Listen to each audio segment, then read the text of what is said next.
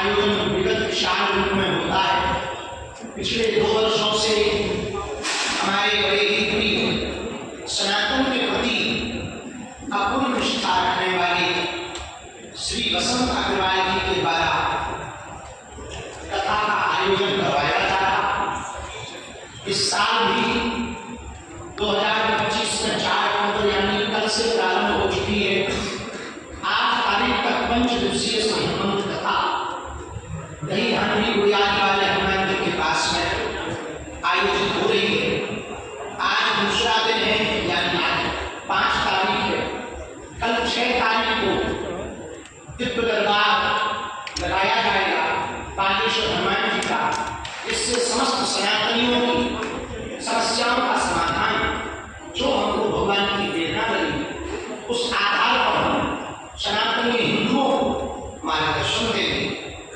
5 दिवसीय हनुमान कथा ये हमारे द्वारा छत्तीसगढ़ रायपुर में तीसरी बार है।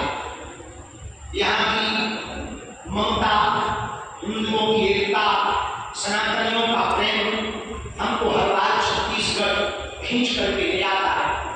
यही वो भूमि है जहाँ से हमें पूरे भारत को बदलने का और हिंदुओं को संगठित करने का प्रण और संकल्प लिया था कि भारत तुम मेरा साथ दो, हम तुम्हें हिंदू राष्ट्र देंगे। यही वो भूमि है जहाँ पर पूरी दुनिया के नास्तिक विरोधी जो सनातन और हनुमान जी को नहीं मानते थे उन्होंने हमारा विरोध किया था, लेकिन हनुमान जी की अनुकंपा और हिंदुओं के प्रबल सामर्थ्य सहयोग के कारण इसी रायपुर की उजाले वाले हनुमान जी में सनातनियों की विजय हुई थी। ये विजय की भूमि है, ये मातृभक्ति की भूमि है, छत्तीसगढ़ प्रेम की भूमि है, छत्तीसगढ़ हिंदुत्व की भूमि है, छत्तीसगढ़ राम की भूमि है, छत्तीसगढ़ श्री नारायण की भूमि है, छत्तीसगढ़ संतों की भूमि है और छत्तीसगढ़ आनंद की भूमि है। अब धीरे धीरे छत्तीसगढ़ की दिशा दशा बदल रही है। हिंदुत्व के विचार प्रसार के कारण धर्मांतरण पर लगाम लग रही है और आने वाले दिनों में छत्तीसगढ़ हो सकता भगवान ने चाहा तो पहला ऐसा राज्य हो जहां धर्मांतरण के खिलाफ गांव में आवाज उठेगी तो धर्मांतरण बंद। पूरे भारत में छत्तीसगढ़ के लिए जो सबसे बड़ा दाग था छत्तीसगढ़ का नक्सलाइट वह बेदाग होने जा रहा। इसके लिए बहुत बहुत शुभकामनाएं संपूर्ण छत्तीसगढ़ को। और जो भी सिपाही अपने प्राणों की बाजी खेलकर जमीन पर उतरकर गांव-गांव में अपने बलिदान के भय से दूर होकर बिल्कुल डट करके सीना तान करके नक्सलियों का सामना कर रहे हैं और उनको घेर कर रहे हैं, तो धीरे धीरे यह दाग छत्तीसगढ़ का अब बेदाग हो रहा है। पूर्व की घोषणा अनुसार हम आपको बता दें साल 2025 में 7 नवंबर से 16 नवंबर तक दिल्ली से वृंदावन तक पदयात्रा कर रहे हैं। उसी का निमंत्रण लेकर के हम छत्तीसगढ़ आए हुए और हमने चूंकि पूर्व की कथा में वचन दिया था उस वचन पर हम अभी भी डटे हुए हैं। जल्दी ही छत्तीसगढ़ में पदयात्रा करेंगे। अभी पदयात्रा है, फिर संभल हम जाएंगे और उन नंबरों की भी ठंडी वाले की चिंता मत करो। देश का ऐसा कोई कोना नहीं होगा जहां हम नहीं जाएंगे और हिंदू विरोधी लोगों की ठंडी और कठरी दोनों बांध कर या तो देश निकाला करवाएंगे या उनकी घर वापसी करेंगे। सरकार को देने का प्रावधान करना चाहिए। संविधान अनुसार किसी को भी बलात्कार रूप से लोभ लालच के देकर के धर्मांतरण करवाने का कोई अधिकार नहीं है। सुरक्षा अनुसार कोई कर ले तो वो अपने प्रेम की बात है। बलात्कार रूप से षड्यंत्र करके पाखंड दिखाकर अंधविश्वास फैलाकर धर्मांतरण करवाना पाप है, महापाप है। इसके खिलाफ सरकार को फांसी का प्रावधान करना चाहिए। भारत में हिंदुओं को डराने धमकाने का प्रोपोगंडा विदेशी ताकतों के द्वारा घोषित करके चलाया जा रहा। चाहे वो बिलासपुर में शिवलिंग के ऊपर किया गया भूकृत्य हो, उसमें एक पकड़ा भी गया है। शायद इस्लाम धर्म का कोई व्यक्ति, मजहब का व्यक्ति था, वो पकड़ा गया है। ये सबसे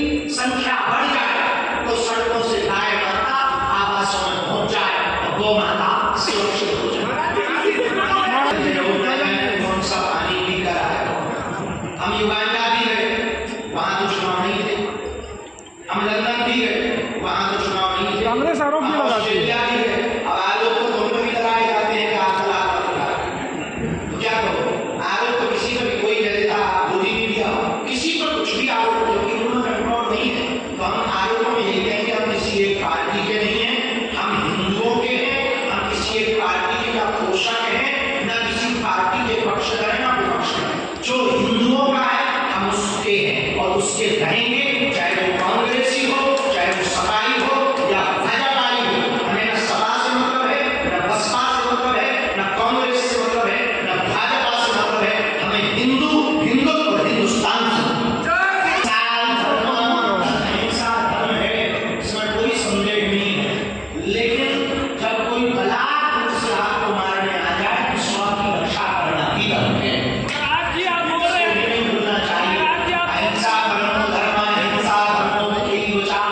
आगे का श्लोक है, अहिंसा परमो धर्म, हिंसा परमो धर्म।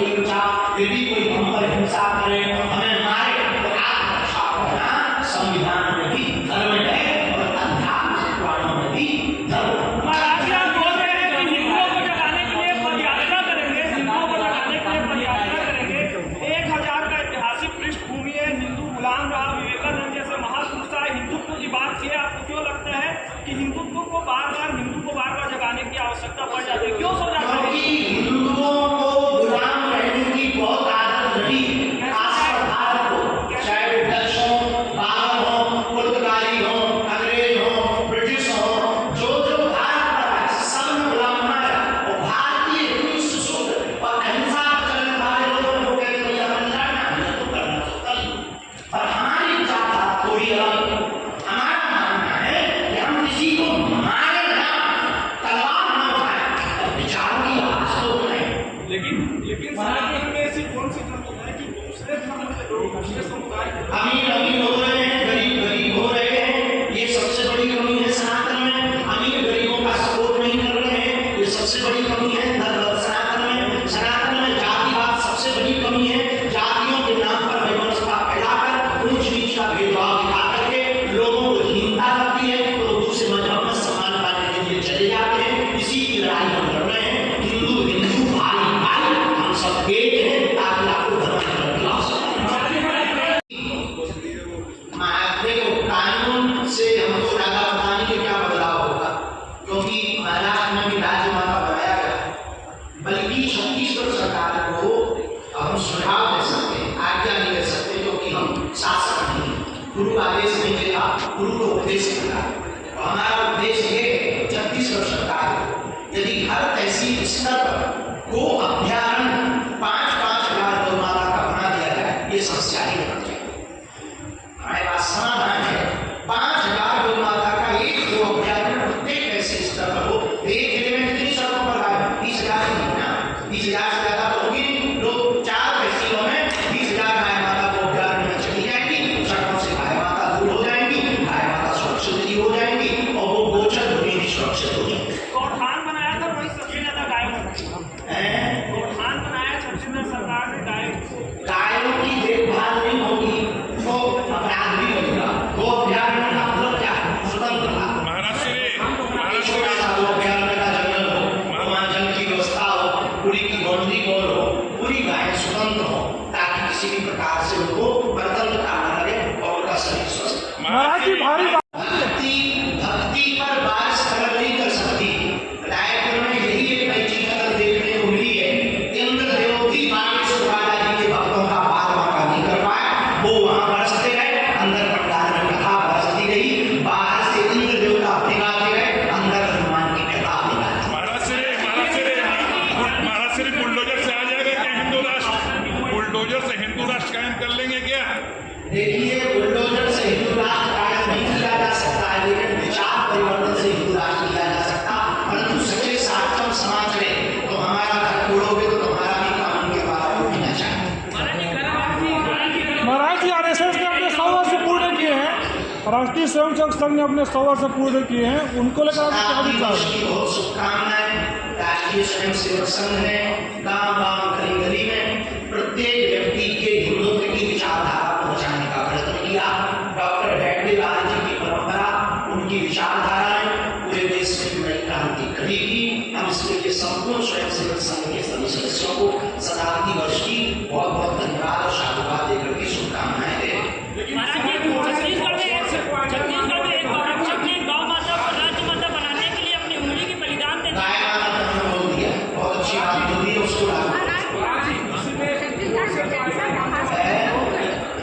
जोर से छत्तीसगढ़ में कैंसर का हॉस्पिटल खुलेगा क्या? हमारा अभी खुदरा बन जाए, अभी हम समय खरीद करके बिके जा रहे हैं। एक ही जगह बन जाए, पहले पानी सुधार चल जाए, उसके बाद में हम अपनी लंबी घोषणाएं करेंगे। और हमें लगता है ये सबको करना चाहिए। हम अस्पताल धाम का बनाकर चला लेंगे, तो फिर इसके बाद में हम आपको बताएंगे कि छत्तीसगढ़ में खुलेगा। अच्छा महाराज जी, इस कार्यक्रम में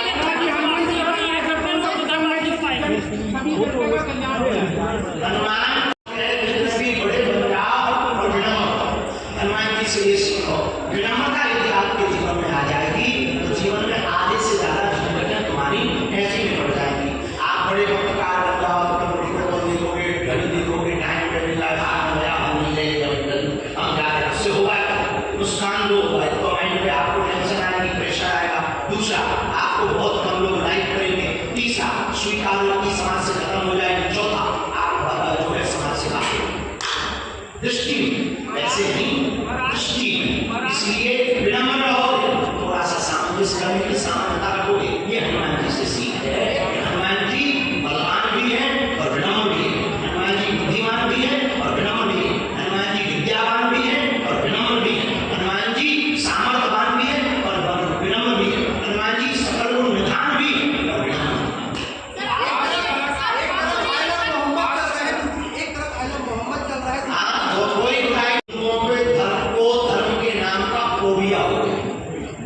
पूछिए कैसे?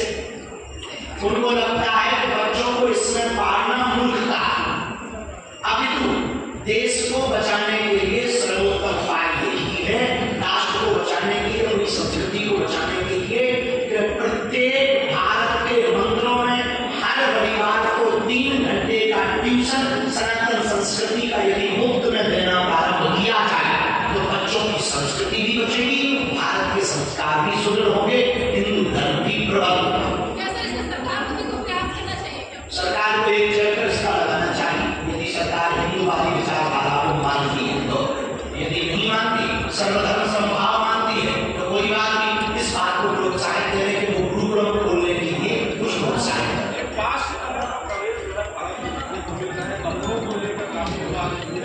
कपड़ों का हम कुछ बोलेंगे तो लंबा विवाद किया जाएगा।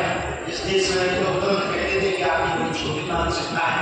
हम यही कहेंगे कि यदि कम कपड़े पहनना मॉडर्न जमाना है तो सबसे बेहतरीन मॉडर्न हैसिया है वो कपड़े ही पहनो। आप भूत और प्रेत में पीएचडी करने वाले थे महाराज जी। हाँ जी, हम क्या गलत करने वाले हैं? पढ़ाई करना क्या बुरा है? मुसल चलता है। नहीं, अच्छी बात है। जिज्ञासा कहाँ से सुनो, हम लगभग पिछले दिनों में 8 देशों की यात्रा करने गए। ऑस्ट्रेलिया, न्यूजीलैंड, युगांडा और फिजी और लंदन, बहुत देशों में जाने के बाद दुबई, ओमान, मस्कट, इन देशों की यात्रा हमने इस साल की 8 देशों। इन यात्रा को करने के बाद ये समझा कि हमारे पास जो हनुमान जी की कृपा है, पैरानॉर्मल शक्तियों, नेगेटिविटी को दूर करने की, नकारात्मक शक्तियों दूर करने, उसके लिए विदेशों में हमें मान्यता कब मिलेगी? जब हमारे पास कोई डिग्री हो, क्योंकि पढ़े लिखों को डिग्री चाहिए। तो कैम्ब्रिज ऑक्सफोर्ड यूनिवर्सिटी में एक चैप्टर प्रारंभ हुआ है पैरानॉर्मल के लिए। पैरानॉर्मल के लिए पैरानॉर्मल शोध पर बहुत लोगों ने पीएचडी की। हमने भी सोचा कि हमें ये अपना काम तो जिंदगी भर सेवा दोबारा जाने आशीर्वाद का वो करना है, लेकिन भारत में तो करना है कि विदेशियों के भूत कैसे भगाए। तो उनका हमने तोड़ निकाला है। हम कैम्ब्रिज या ऑक्सफोर्ड यूनिवर्सिटी में पैरानॉर्मल पर पीएचडी करेंगे, फिर बताएंगे भाई साहब पढ़ के आए हैं, हनुमान जी की बात रही भी है, पढ़ाई भी साथ में, ये तो भूत भी करनी है। महाराज जी इस बारे कथा में क्या जो दूसरे धर्म में चले गए उनकी सनातन धर्म वापसी कराएंगे क्या? जो धर्मांतरित हो चुके हैं उनकी धर्म वापसी कराएंगे क्या? इस कथा में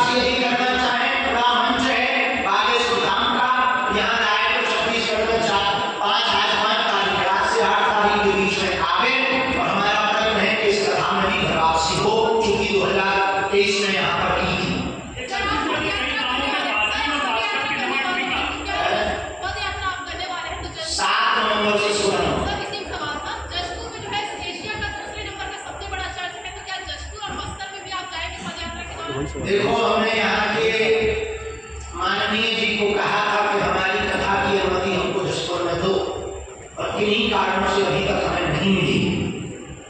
यदि मिलती है तो हम पूर्ण स्वैच्छिक रूप से जसपुर में कथा करने की बहुत प्रबल भावना रखते हैं।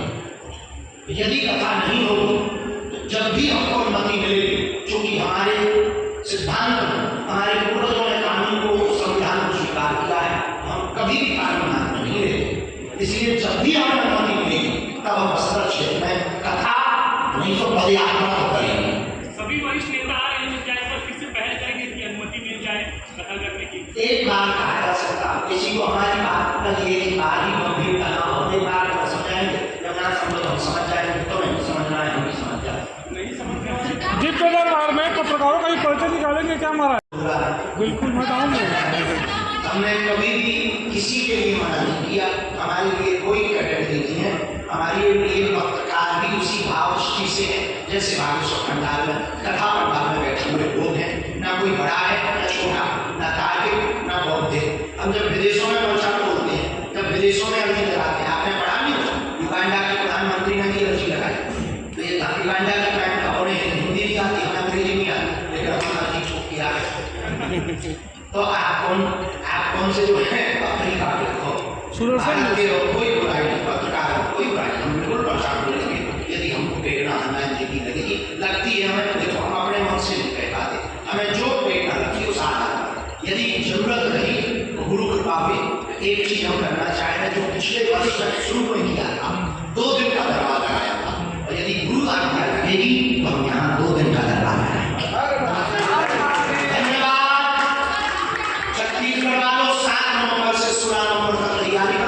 शाम 3 बजे से 5 बजे तक गुड़ियानी वाले हनुमान जी में कथा के लिए आप सबको हमारा निमंत्रण है।